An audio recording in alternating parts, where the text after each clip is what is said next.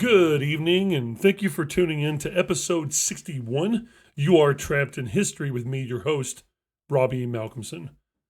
I've been a history teacher for over 17 years, and one of my main goals is to be able to teach history through a philosophical lens and to truly be able to wrestle with ideas with my students and other colleagues. Tonight's episode is entitled, A Narrative of the First Semester of AP European History. When the world learned to question itself, Europe from 1450 to 1815. This is sort of a comprehensive narrative of the whole entire school year.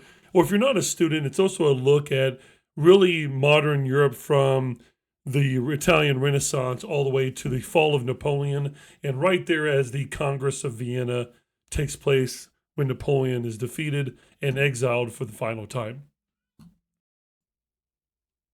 Europe did not enter the Renaissance from ignorance, but from certainty. Medieval Europe believed the most important questions had already been answered about God, society, nature, and humanity's place within them. The Renaissance begins when that certainty quietly begins to fail. Europe in 1450, the mid-15th century, lived inside a finished story. God ruled the universe. Kings ruled society by divine right, and the social hierarchy mirrored the cosmos itself. The earth stood unmoving at the center of creation, just as peasants labored unmoving at the bottom of society. To question this order was not merely intellectual rebellion, it was existential disorientation. The Renaissance did not immediately rebel. Instead, it was remembered. Humanism revived classical Greek and Roman text. It was antiquity that emphasized rhetoric, ethics, history, and the dignity of human reason. This was not atheism or secular revolution. It was a subtle shift in emphasis. Truth no longer flowed only downward from authority. It could be examined through education, experience, observation, and reflection. The most dangerous idea was not that God was absent, but that humans might be capable of understanding the world for themselves. That confidence reshaped culture. Patronage, like the commissioning or buying or purchasing of laboring over the sciences or art, this allowed, especially in art, the elites to shape it, but artists gained unprecedented freedom to explore emotion, imperfection, and individuality. For example, Leonardo da Vinci studied anatomy not as blasphemy, but as curiosity. Michelangelo's David, the wonderful, amazing, famous statue, was not a symbol of humility, but of actual ideal human potential. Peter Bruegel the Elder painted peasants as subjects worthy of attention. Even religious art became deeply human. Yet, this celebration of humanity was selective. Renaissance individualism applied overwhelmingly to educated men of means. Serfs or peasants remained bound to the land, so daily life remained relatively the same as though it was been in the Middle Ages. Women remained legally subordinate. Humanism expanded dignity in theory while preserving inequality in practice. Europe began wrestling with a question it would never fully resolve. Can human dignity be universal if opportunity is not? Politics underwent the same transformation. For example, Machiavelli's The Prince stripped power of moral illusion. He did not ask how rulers should behave, but how power actually worked. Stability mattered more than virtue. Fear was often more reliable than love. This was not cynicism, it was realism. Machiavelli forced Europe to confront a devastating possibility. Morality might not govern politics. Politics might redefine morality. From this moment forward, European rulers would justify authority not as divine mandate alone, but as necessity. As Europeans reimagined themselves, they expanded outward violently. Exploration by Portugal and Spain, backed by these new monarchs, such as Ferdinand and Isabella from Spain, connected Europe to Africa, Asia, and the Americas. The Columbian Exchange transformed diets, the food that is eaten, populations, and ecosystems, while colonization, conquistadors, and joint stock companies built a global economy rooted in mercantilism.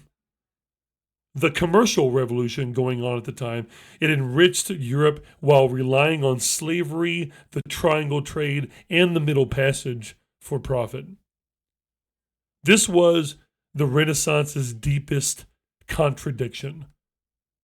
A civilization celebrating human potential while constructing systems of mass dehumanization. Economic growth raced ahead of moral reflection. Progress did not ask permission. All the while, the printing press ensured these contradictions could not remain hidden. Literacy expanded, vernacular languages spread, knowledge escaped monasteries and universities. Authority weakened not through rebellion, but through exposure. Once people could read for themselves, certainty became fragile. Europe had not yet broken from tradition, but it had learned how to doubt. The Renaissance taught Europe to trust the human mind, how to read critically. The question it left itself was dangerous. If humans can interpret art, politics, and nature for themselves, why not Scripture? That question would tear Europe apart, especially with the Reformation, in which it asked what happens when people read the Bible the same way they read classical texts from antiquity. The Reformation was not born from ignorance, but from confidence. Martin Luther did not intend to destroy Christianity.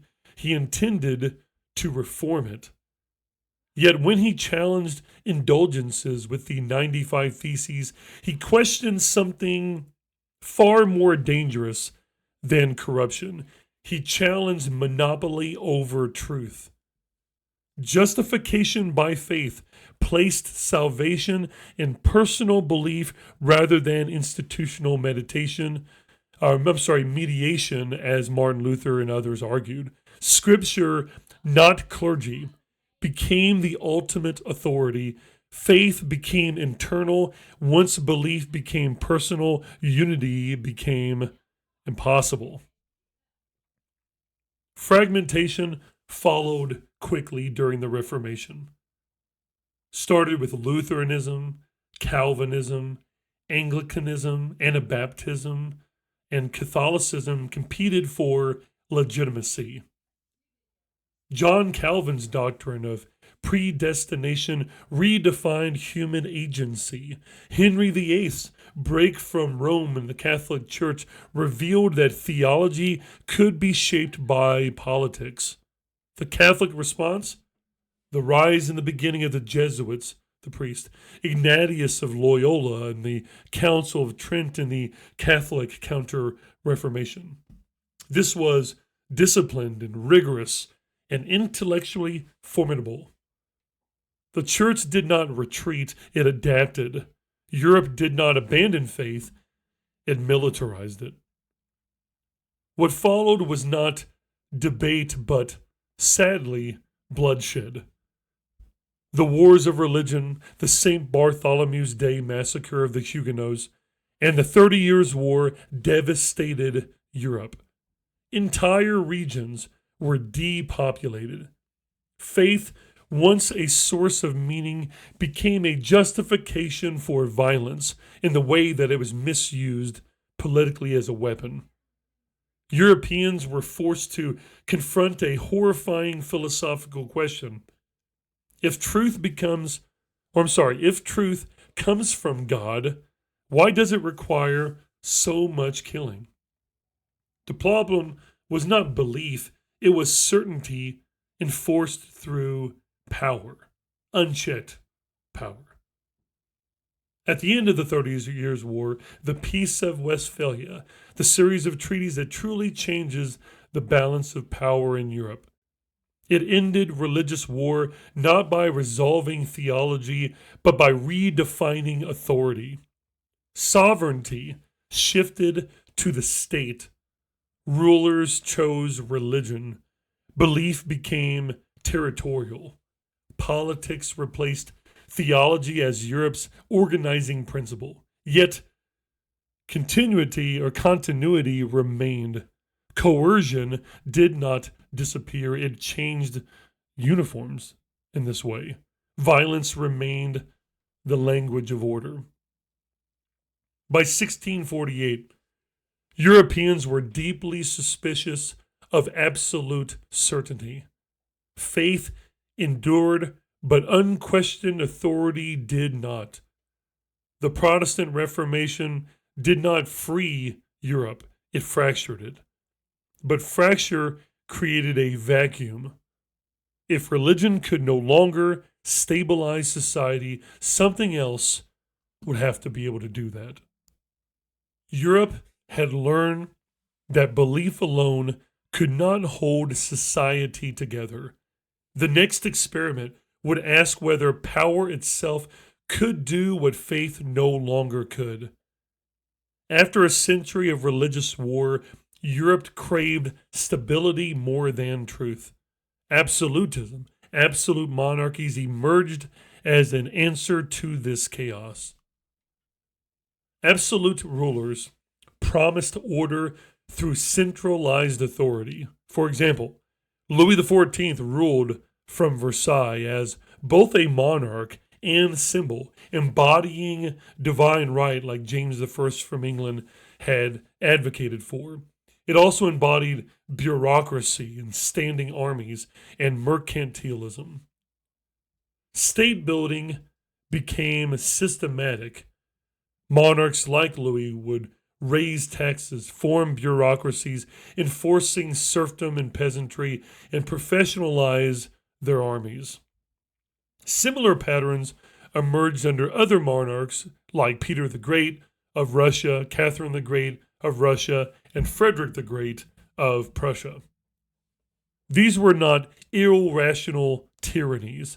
They were rational machines designed for survival in a competitive international system. Yet absolutism demanded obedience. Serfdom persisted or intensified. Peasants bore the cost of war and taxation while elites, upper class, debated power and philosophy. Stability required inequality. Europe truly wrestled with a familiar question again in philosophy: is order worth injustice? Absolutism answered yes. England offered an alternative by the end of Unit 3. The English Civil War, the execution of King Charles I, the rule of Oliver Cromwell, and the Glorious Revolution of 1688 and 89 revealed a different path. And that path would be constitutionalism or constitutional monarchies. This came with a famous document, the English Bill of Rights, which would later inspire the American Bill of Rights, limited monarchy without destroying the state. Power was preserved but constrained. Authority became negotiable, and this was really with William and Mary of the Netherlands, of Orange, with Parliament. And Parliament finally got what it was wanting and seeking the whole time, and that is more power and influence from the monarchy. Philosophically, philosophers captured this tension. For example, famously, Thomas Hobbes, a political philosopher shaped by the English Civil War, writing during the English Civil War, argued that humans were naturally violent and required absolute authority through what was called a social contract. However, John Locke, shaped by constitutional monarchy, argued that humans possessed natural rights and that government existed only by the consent, the permission of those who are governed. Thomas Hobbes feared disorder and chaos. Locke feared tyranny and oppression. Europe did not resolve their disagreement. It institutionalized it. Despite political innovation, social inequality remained. Women still lacked rights. Colonies remained exploited within their slavery. Political liberty did not equal social justice, yet something crucial had changed. Power now required justification. Authority was no longer self-evident. My friends, if power could be analyzed, limited, and redesigned, Europeans began to wonder another philosophical question. Could truth itself be examined the same way? The next challenge would not come from politics, but from the universe. If political authority could be questioned and reconstructed, why should knowledge remain sacred and unquestioned? Along comes Nicholas Copernicus in Italy, right there in the thick of the Italian Renaissance. Copernicus displaced Earth from the center of the universe, from that traditional geocentric theory, with his new heliocentric model. Galileo later, using his telescope, revealed imperfection in the heavens. Johannes Kepler used his mathematics to describe planetary motion. Isaac Newton unified the cosmos under gravity. This new scientific revolution shattered the Middle Ages worldview. The universe was no longer a hierarchy of meaning. It was a system governed by laws. The trial of Galileo revealed a deeper conflict similar to the continuity shown at the Diet of Worms with Martin Luther's trial. But Galileo's trial, this was not simply science versus religion, but authority versus uncertainty. Cardinal Bellarmine feared destabilization, even though as Jesuits conducted themselves scientific experiments. Faith and reason wrestled rather than separated. Science demanded humility, the willingness to admit that knowledge was provisional. New ways of knowing emerged. Francis Bacon emphasized empiricism with his scientific method. René Descartes grounded knowledge in rational doubt. This scientific method, emphasized and supported by people like Bacon and Descartes, redefined truth as something to be tested, not inherited. Knowledge became human labor. Then, around 100 years later, because of the study of the natural world by these natural philosophers of the scientific revolution, then came the Enlightenment, one of my favorite topics of the semester, dealing heavily with philosophy, addressing issues in society and politics. The Enlightenment applied these new methods of scientific observation and experimentation and rationalism to society. For example, Montesquieu recommended the separation of powers. Voltaire attacked intolerance within the church and the government.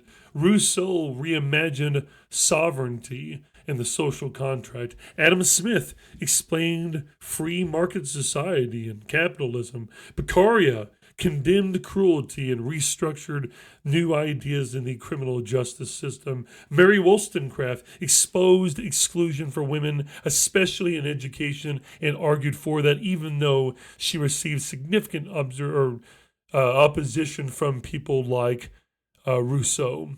Diderot, the encyclopedia man, attempted to catalog all human knowledge, and basically, to sum this up, reason and rationalism promised liberation. Yet, Enlightenment reasons are often hardened into ideology. Liberty coexisted with empire. Equality coexisted with slavery. Rational systems created new hierarchies. If humans could redesign nature and society, the final question became unavoidable. Who should have and hold power? Ideas were about leaving books and entering streets. Subsequently, the Enlightenment made revolution conceivable. The economic crisis made it inevitable. The American, French, and Haitian revolutions transformed philosophy into action. In France, taxation, bread shortages, the unfair estate system collapsed legitimacy. The storming of the Bastille, the tennis court oath, the Women's March on Versailles dismantled old authority.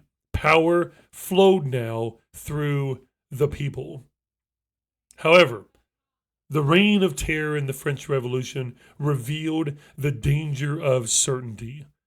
Maximilien Robespierre turned reason into quote-unquote purity.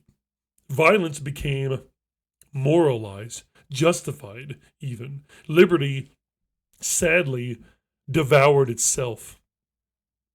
Across the Atlantic Ocean, the Haitian Revolution forced Europe to confront its hypocrisy, this hypocritical nature of claiming the need for liberty and individualism and humanism, all while supporting and exploiting other people through slavery. This Haitian Revolution, led by Toussaint Louverture, demanded liberty not in theory, but in reality.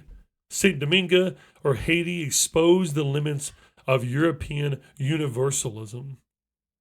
Napoleon restored order while preserving reform. The Napoleonic Code, the Civil Code of 1804, institutionalized equality before law while suppressing political freedom. He embodied Enlightenment contradiction, rational reform through authoritarian, dictator, emperor-like power. After the fall of Napoleon, along came the Congress of Vienna, which in my class we haven't covered yet. I'm going to start off the semester getting into this and going back to the end of Napoleon again. But the Congress of Vienna sought stability without forgetting the dangers of revolution. The old order returned, but it could not erase memory. From 1450 to 1815, Europe did not move in a straight line towards progress. It moved through cycles of certainty and doubt. The Renaissance taught humans to trust themselves more. The Reformation shattered unity.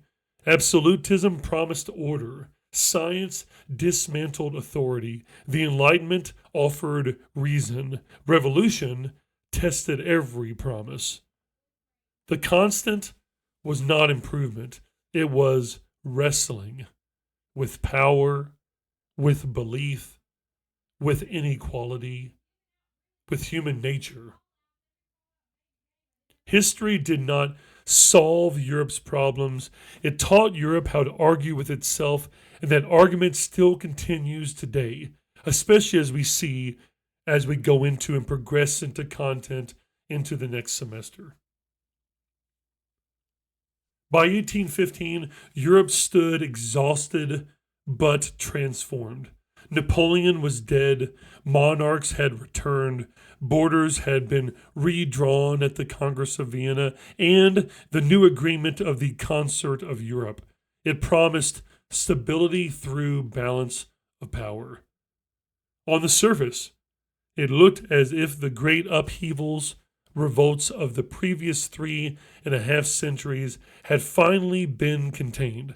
Kings sat on thrones again. Empires still ruled vast territories. Churches still stood. Order, it seemed, had been restored.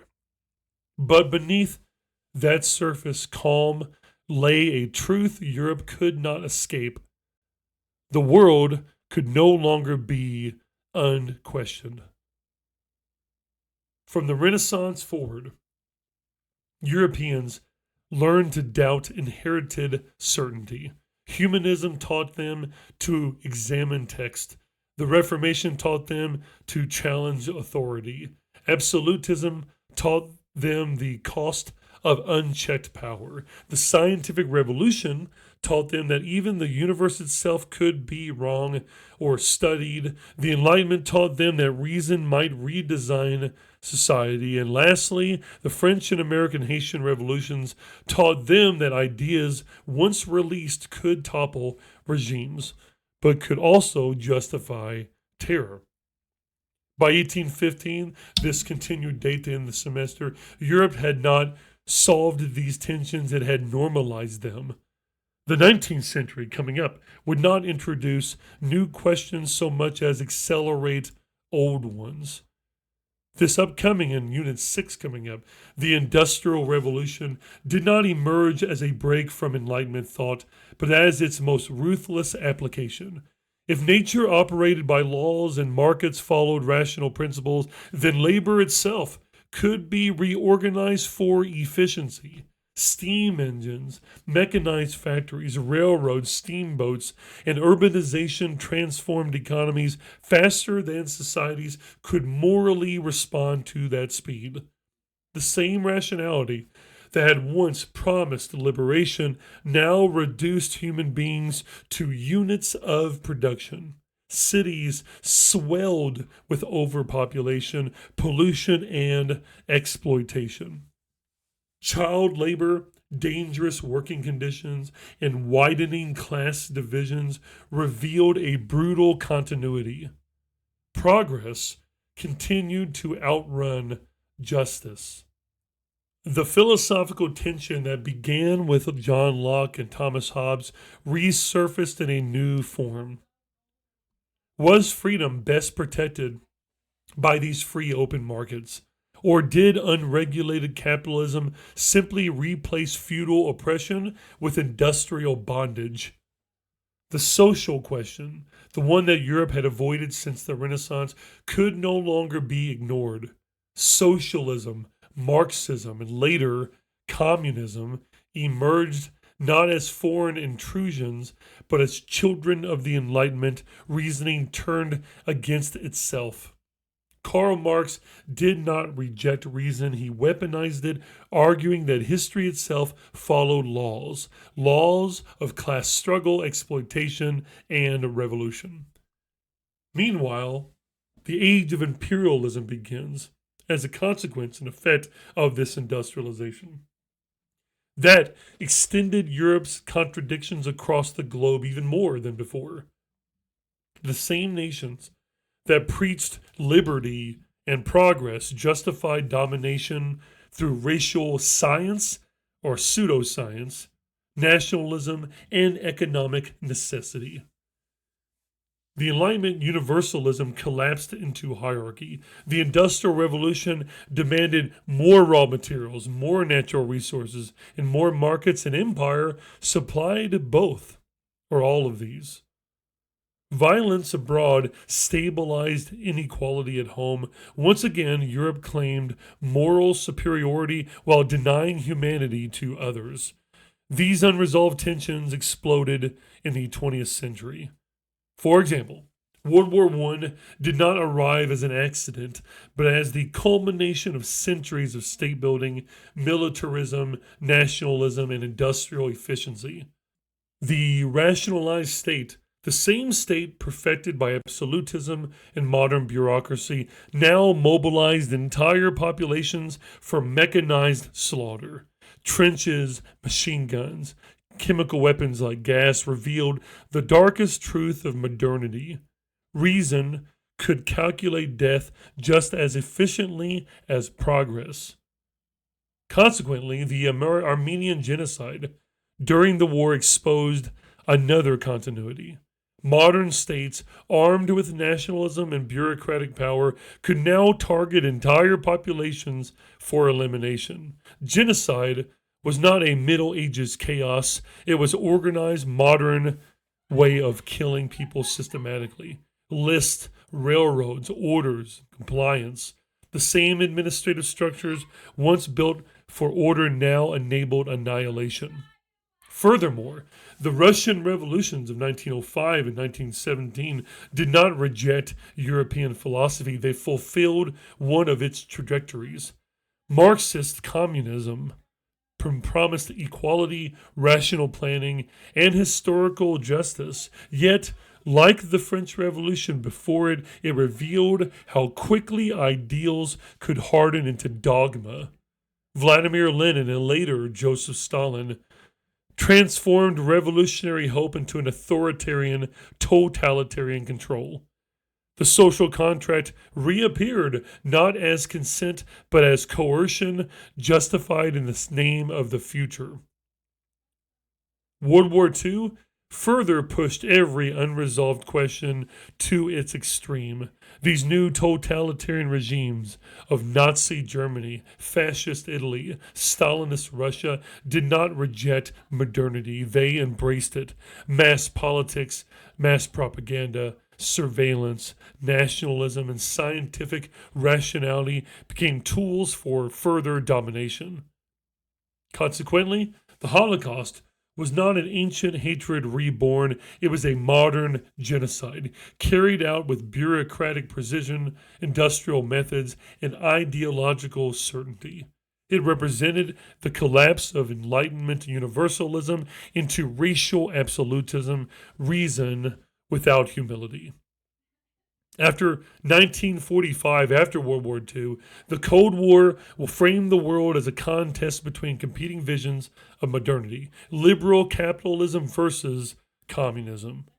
Both claimed the Enlightenment legacy, both promised freedom, both relied on fear, surveillance, and global influence. Nuclear weapons, science's ultimate achievement, made human extinction a rational possibility.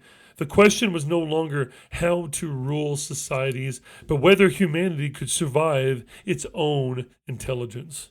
And yet, through all of this, the same questions persisted. What gives authority of any kind legitimacy? Does progress make us better or merely more powerful? Can reason guide morality, or does it require humility to restrain it? Is human nature fundamentally cooperative or competitive?